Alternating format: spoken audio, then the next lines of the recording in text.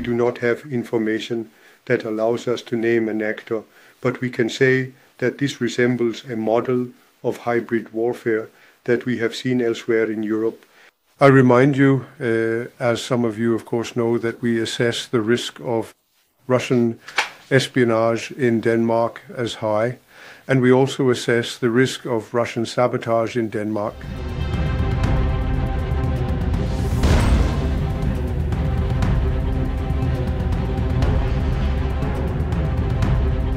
Aften og nat har droner fløjet omkring en række danske lufthavne og militære installationer, og det ligner bestemt ikke en tilfældighed.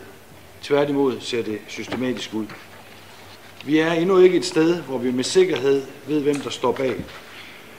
Men der må ikke være tvivl om, at alt tyder på, at det er en professionel aktør, når der er tale om så systematisk en operation på så mange lokationer, stort set simultant. Der er tale om det, som jeg vil definere som et hybridangreb med forskellige typer af droner. Der er tale om handlinger, som kan være til fare for vores sikkerhed og frihed.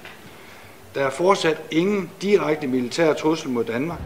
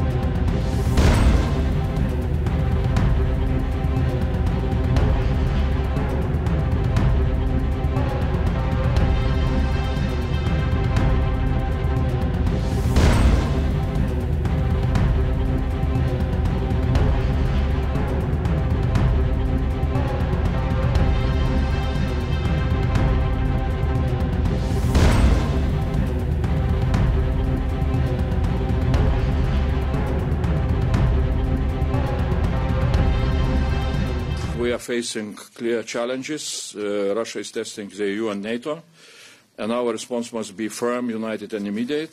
And at today's meeting we agreed to move from, let's say, discussions to concrete actions, and we agreed on most important points: that Eastern Flank Watch, with the drone wall at its core and as some kind of priority for the moment, will serve all the Europe. And together with frontline partners and the invaluable experience of Ukraine, we reach a shared understanding of its design.